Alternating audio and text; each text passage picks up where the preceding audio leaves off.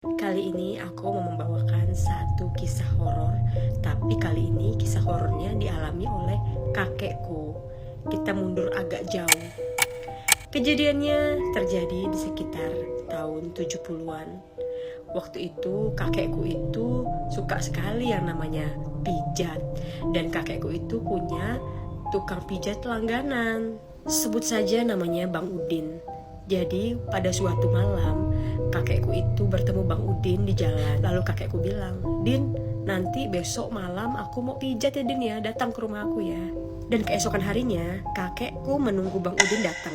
Tapi Bang Udin tidak kunjung datang ke rumahnya. Kakek menunggu-nunggu sambil bertanya-tanya dalam hati, kemana si Udin nih? Biasanya dia selalu tepat janji. Kita tinggalkan Bang Udin dulu.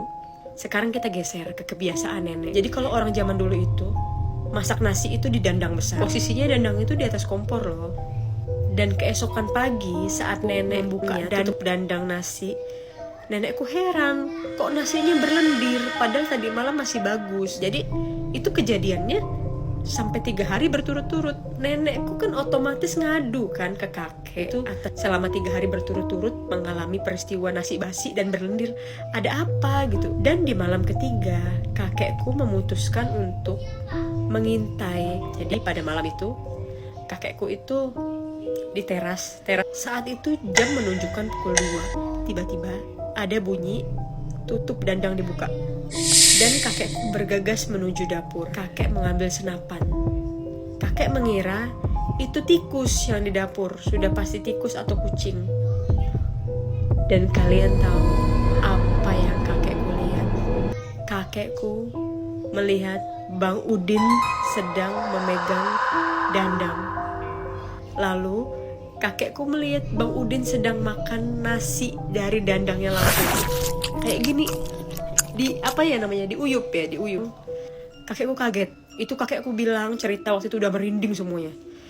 Kayak bukan bentuk manusia. Kakekku juga udah bilang ini bukan Udin nih. Ini pasti bukan Udin, kata kakekku waktu itu sama aku ya, cerita tuh. Pas kakekku memberanikan diri, "Din, apa kau buat di rumahku?" kata kakekku gitu. Di sekeliling bibirnya itu nasi semua dan lendir. Bang Udin tidak mengeluarkan sepatah kata pun, dan dia berjalan ke arah pintu. Notabene di tempat cuci piring itu nggak ada pintu keluar, tembok. Jadi pas kakekku ngikutin si Bang Udin itu keluar, itu hilang Bang Udin itu. Dan besoknya kakekku inisiatif ke rumah Bang Udin. Kakekku sudah berfirasat, ini pasti ada yang gak beres sama Bang Udin. Saat Bang Udin berjanji sama kakekku mau ngurut malam, ternyata habis maghrib Bang Udin meninggal dunia. Kata kakek, Bang Udin meninggal dunia karena sesak nafas. Kata kakek, mungkin Bang Udin pergi meninggalkan dunia, ada janji yang belum ditunaikan. Alhamdulillah peristiwa nasi berlendir itu sudah tidak pernah ada lagi. Sosok apa yang dilihat oleh kakekku? Apakah itu korinnya Bang Udin? Makhluk apakah itu? Kita gak tahu.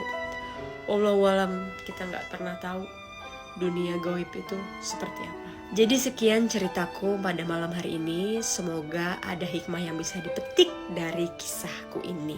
Sekian ceritaku. See you. Bye.